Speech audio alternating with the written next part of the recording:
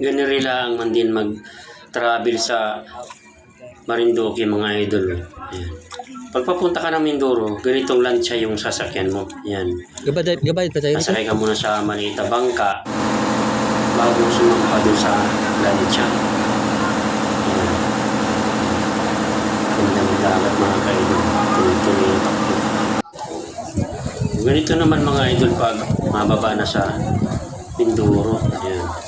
Yung mga pasahero, matulay lang dyan sa Andamyo kung tawagin. Ay, si Lula oh. Hala, nakabahan si Lula. Halos isang roller lang yung lapad ng Ayun. tulay. At talagang nakabahan ka na. Kasi tutulay ka lang talaga dyan. Haha. Tingnan niyo yung mga tao. Sunod-sunod ng motor. Ito naman yung motor ko mga idol yan. Stick. Sa harapan lang siya mga idol. Tingnan na magandang alon. Napakaganda ng dagat mo. Pantay na pantay. Swabe-swabe yung place niya. Yan ako mga idol. Ako yan. Kasama ko natas pampaw. Sinilas lang. Ay pantay na pantay ang dagat. Ngayon yung mga idol. Malapit na yan sa Mindoro. Yan nga niyo. Nagbabaan na nga niyo. Pati motor nababa na. Nakabahan ako dyan. Oh, dito na yung Power Ranger namin. Kasi nga yung motor ko. Tama mga kabro. Naman ang baba. Tingnan nyo. Ako yan. Nag-vlog man din ako din yan. Tingnan nyo. Yung motor ko naman ang baba.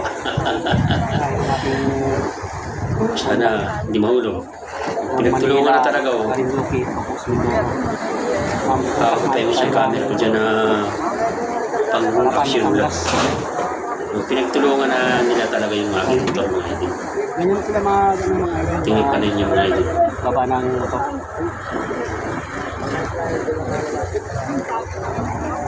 Dahan-dahan lang talaga yung mga tao magbaba ng motor. Kasi nga naman, pag nahulog na naman, kawawa naman yung motor. Mahirap ito ha. Malaki ang alon. Kapahan talaga po.